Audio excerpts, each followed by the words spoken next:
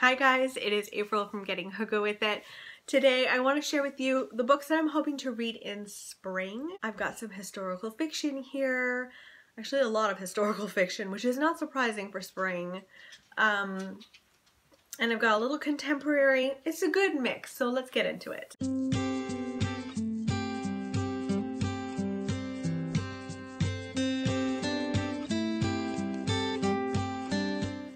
So the first book I want to mention, I don't have here in physical form, but it's on the way, and it's Daisy Jones and the Six by Taylor Jenkins Reid. I loved The Seven Husbands of Evelyn Hugo. I loved that book so much last year when I read it, and Taylor Jenkins Reid is coming out with this new one, Daisy Jones and the Six. I think it's already out. And it is about a band in the 70s. And I think they break up at some point, and we're following their story. And it just sounds great. I am just in already. So as soon as that comes, I want to pretty much be reading that immediately. I would also like to read The Huntress by Kate Quinn. I read The Alice Network last year or the year before, I think. And I thought it was really fun. I listened to it on audio and it was a bit annoying. I think I ended up giving it 3 stars because there was repetitive wording. She kept saying the little problem in reference to an unborn child, which was annoying to me. The Huntress follows several perspectives. We follow a woman who is part of the Night Witches, which are like a female-led bombing group that existed in World War II. So we follow a woman from that. We follow the Huntress, who is a German woman who's just like a terror for prisoners of war, I think. She really enjoys torturing people. And then we follow this young woman post-war. So we're following people during the war and then people after the war. We follow 17-year-old Jordan McBride, and she meets her father's new fiance. Her mom died, and so he's met this new woman, and she just feels a little bit off about this woman. I'm assuming she's the Huntress, and so many people in the past are trying to track down the Huntress to, you know, make her pay for how she was during the war and the person that she was. It sounds like a lot of fun. I'm planning on listening to this on audio, so fingers crossed, that'll be a good one. Next up is The Power of One by Bruce Courtney. I really loved this movie when I was a kid. I can't remember how old I was. I don't remember all of the details, but this is about a young boy, again, World War II, I don't know what's going on. His name is PK, he lives in South Africa, and it is about his childhood and also about how Hitler, you know, kind of seeps into his own life at that time. And it's really a growing up story of this young boy living in South Africa. And it just sounds really great. I've been wanting to read it forever, so I'm going to read this. Next up is a contemporary book. It's actually on my March TBR. I'm hoping to still get to it. It's This Is How It Always Is by Lori Frankel. And this is about a young boy named Claude. He's 5 years old. He's the youngest of 5 brothers. And he really enjoys dressing up.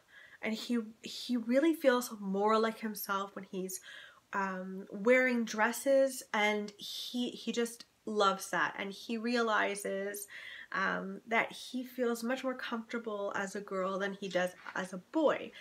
And so this is about the story of the family. It sounds like the parents are really, really supportive of Claude and that transition for him. I am so excited to read this. Apparently this one will make you bawl your eyes out, and I can't wait. I'm so thrilled to read this one. And then I've got another book. This one is set in the Congo, and it's called The Poisonwood Bible by Barbara Kingsolver. I just recently watched Doris do a video about her like top 10 favorite books of all time, and so many of those books she talked about are on my shelves and just made me want to read all of them, but this was the one that really jumped out at me. We're following a family in 1959 when they move to the Congo. The father of the family is a Baptist minister, I think. Or no, he's not a minister. He's just a Baptist who's taking his family on mission. He's basically going on mission to the Congo, and it's about their experience there. I really don't know anything more than that, but I started reading just a little tiny bit while I was choosing what I want to read this spring, and it's really beautifully written already. So that's gonna go down. Lots of big books though. I don't know why I keep doing this to myself this year. I swear to God, in the end of like 2019, I'll have read maybe 20 books or something. Oh God, I hope not. And then the last, I mean, it's not spring. It's not spring for me without Kate Morton. It is not spring for me without Kate Morton. So I'm going to read The Clockmaker's Daughter. This is her latest one. It came out in October, and I just, because I associate Kate Morton so much with the spring for me, I really don't know why. I think I read the first book I read by her was in the spring. I think that's it. I just have this association. But this is about a group of artists, and they go to this like summer house to get away from the city, to take some time to get inspired for their art. And it doesn't go well, because at the very end of this summer holiday, one woman is missing and one is dead.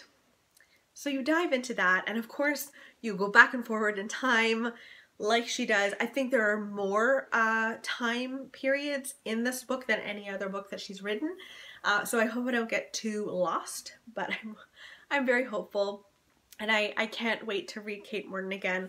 Last year I read The Forgotten Garden, and I really hated it. It was one of my least favorite books of 2018. And I am desperately hoping that I'll like this. I think I will. I love her writing. That book I just struggled with because she talked about infertility in a certain way that I just didn't think was very educated, experienced in that, probably more than that than anything else, and it just actually hurt my feelings when I was reading it. So but most of the time I'm so in. I really love Kate Morton, so I'm gonna read that. And those are all of the books that I really want to read this spring. There's actually a lot of them there. Let me know in the comments below what you're hoping to read this spring. Do you have a certain kind of genre that you reach for in different like seasons? I can really tell with mine it's a lot of historical fiction. I don't know why, but it really is. But I hope you guys are doing well, and I will talk with you soon. Okay, bye guys.